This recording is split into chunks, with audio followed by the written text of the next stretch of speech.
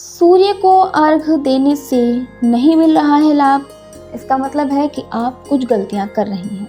तो चलिए आज आपको बताते हैं कि सूर्य को अर्घ देने के कौन से सही नियम हैं।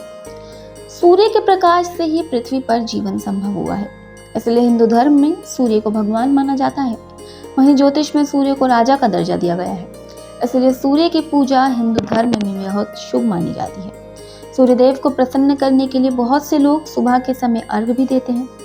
विज्ञान भी मानता है कि सूर्य को अर्घ देने से स्वास्थ्य पर भी अच्छे प्रभाव देखने को मिलते हैं। लेकिन कई लोगों की शिकायतें होती हैं कि वे सूर्यदेव को लंबे समय से अर्घ दे रहे हैं, लेकिन उन्हें जीवन में कोई अच्छा परिणाम देखने को नहीं मिल रहा है, कोई परिवर्तन जीवन में ऐसा आ नहीं रहा है। अगर आप भी इन लोगों में से एक हैं तो हो सकता है कि आप सूर्यदेव को अर्घ देते समय कुछ गलतियां कर रहे हों। अर्घ देते समय आपको किन गलतियों को करने से बचना है, इसके बारे में अब आपको विस्तार से बताते हैं।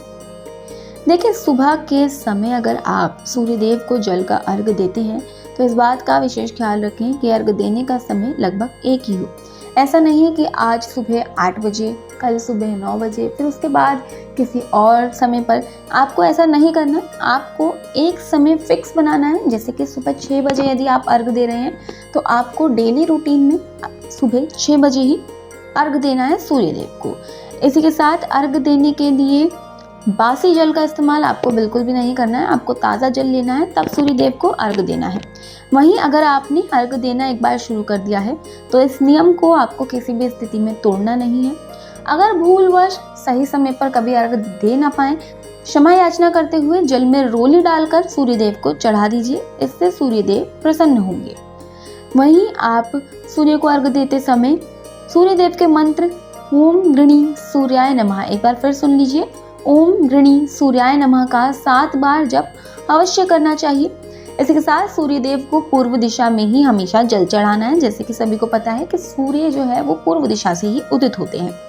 इसके बाद सूर्य अर्घ देने के बाद सूर्यदेव का ध्यान करते हुए आपको चारों ओर परिक्रमा करनी है। वहीं अगर संभव हो तो जल में आप कुमकुम और लाल फूल अवश्य डाल दीजिए। अगर ये चीज़ उपलब्ध नहीं है तो कम से कम जल में अक्षत यानी कि चावल का दाना आप ज़रूर डाल दीजिए। इस बात का भी विशेष ख्याल रखें कि सूर्यदेव को जल का अर्घ देते समय जल की बूंदें आपके पैरों पर ना आकर गिरे।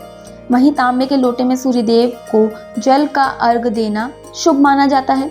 इसी के साथ सूर्यदेव को जल का अर्घ देने वालों को रविवार के दिन आदित्य हृदय स्तोत्र का पाठ भी जरूर करना चाहिए। इससे सूर्यदेव प्रसन्न होते हैं। वहीं अर्घ देने वालों को कभी भी मांस मदिरा का सेवन नहीं करना चाहिए। अगर आप इन नियम के अनुसार प्रतिदिन सूर्यदेव को अर्घ देते हैं तो आपको इससे कई शुभ परिणाम मिलेंगे। वहीं अर्घ देने से कुंडली में सूर्य की स्थिति मजबूत होती है और इसके प्रभाव से धन समृद्धि घर में आती है।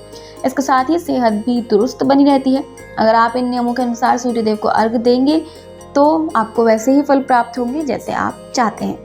फिलहाल के लिए इतना ही। ऐसे ही तमाम टिप्स के लिए आप बने रहिए सौगंध टीवी के साथ। आप देख रहे हैं सौगंध टीवी, सौगंध वतन की।